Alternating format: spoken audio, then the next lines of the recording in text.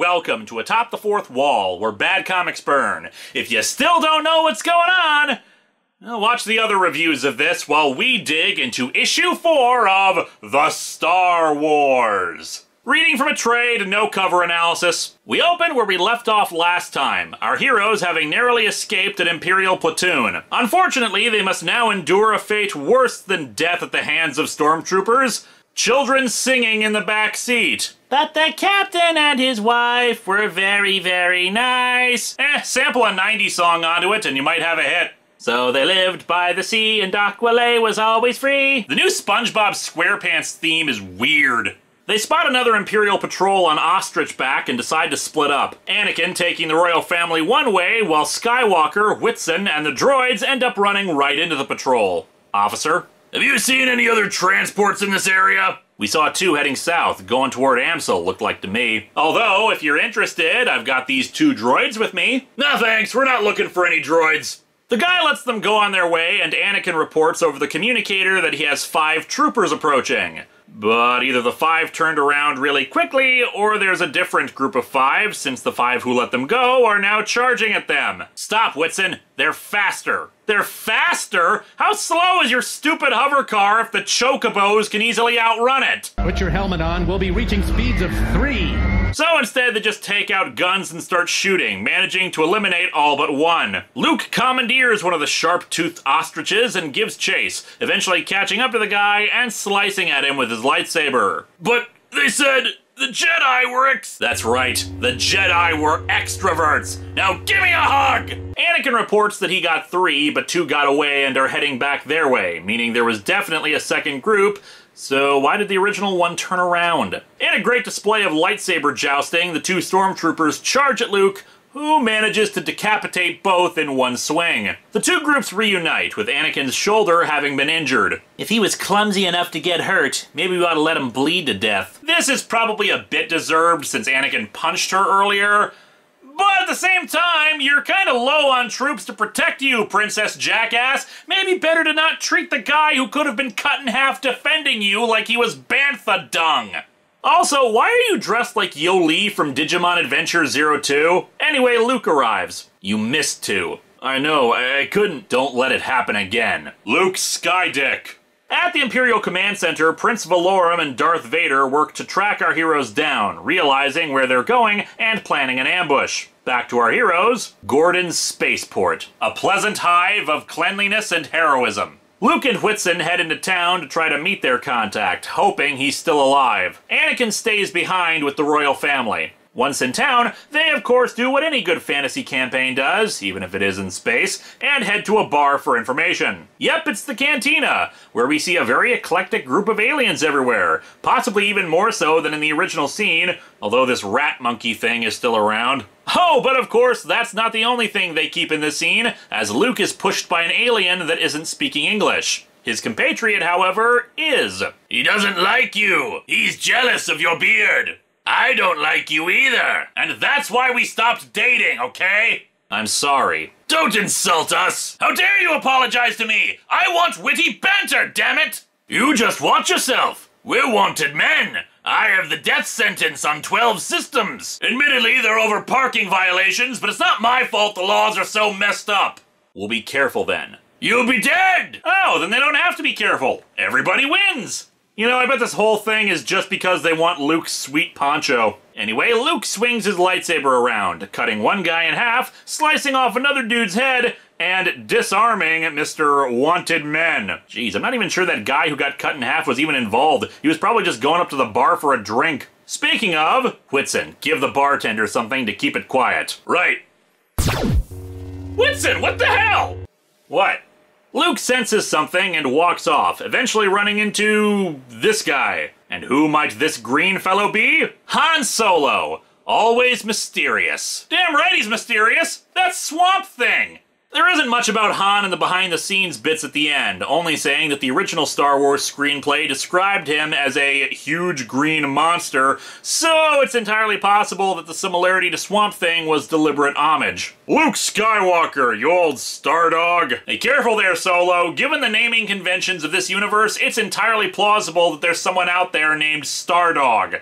Whitson goes to signal the others while Luke and Han get off the streets, reuniting also with Kane Starkiller, who had previously been said to be meeting up with Han back in the second issue. You are the Starkiller. I'm afraid Poe Dameron has to lead his squadron against you now. In this version, he looks like Starfire. My friend, you've raised your son well. He does you credit. He's an abject failure who needs me to mop up his mistakes. You should be proud. Luke insists that Anakin is changing, though there really isn't much evidence of that. His initial personality was just kinda horny and prone to punching princesses, but now he apologizes for getting injured during a fight? And that equals character development? Then again, according to Mr. Wanted Men, apologies are insults. Anyway, Han says enough chit-chat. Whitson has called the others. We have a kingdom to restore and an empire to destroy. Just like old times. Always seemed odd to me that we kept reestablishing and toppling the same kingdoms and empires, but hey, it was damn fun.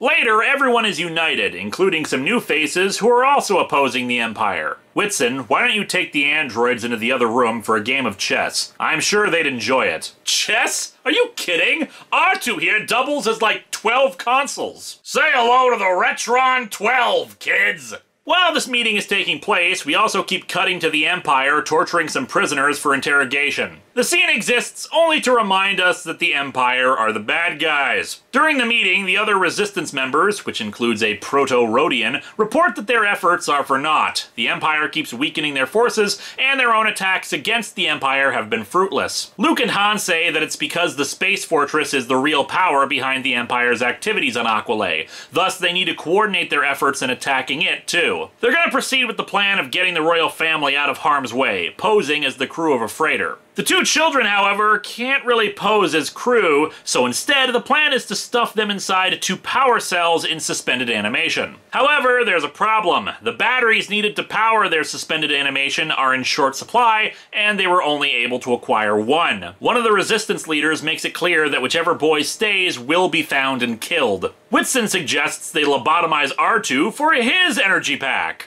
Did I mention that the Retron 12 can play PSP games too? I'm invaluable to you guys! Luke says R2's energy pack isn't compatible, so Kane has one suggestion: use the power pack for his cyborg systems. And he rips open his shirt to reveal his electronics still sparking and smoking. Wow, that shirt is really good about keeping in all the damage. Screw using duct tape to seal things, just use a shirt! He pulls out the energy pack despite Anakin's protest that it will kill him. And he collapses. Trust my judgment, son. You mean that same judgment that got you to kill yourself just now instead of talking about it with us first?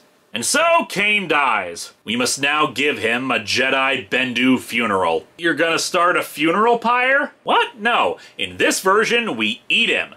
The princess conveys her condolences to Anakin. It had to be. Now he flows with the force of others. As do his bowels. They flow freely. The kids are put in hibernation, and the packs are strapped to Anakin and Whitson's backs. Oh yeah, this is totally inconspicuous, guys. Great plan. The princess once again tries to engage Anakin. I just wanted to say, enough! I'll be fine. Keep your mind on the mission. You and your stupid thoughtfulness can go to hell. And so our comic ends with our heroes detailing all the things they have to do on this little trip. We have to board the freighter and get past the stormtroopers, and find the secret agents of the Chrome Company, and evade the Empire's starfighters, and deliver the princess to Ofuchi, so she can lead her people's revolt against the Empire. And worst of all, the prom's tomorrow! This issue is a whole lot of meh. Not terrible, but once again we see a few things that were wisely cut or changed. Despite what the comic is claiming, I don't really see that much, if any, development for Anakin. He was humble enough to Luke before, and since we didn't see the fight between him and the stormtroopers, we don't know how he acted that was so different than before. The dialogue between Anakin and the princess feels less like banter and more like two people who were acting like dicks at the worst times. And of course, we now have Swamp Solo along, adding yet another character to the group. Don't get me wrong, he's a welcome addition in that he brings a new visual element to the group, but one more character means one less developed character, not helped by the fact that he's introduced at what is essentially the halfway point of the story. Still, good to see the cantina scene mostly intact, even though its purpose has been removed.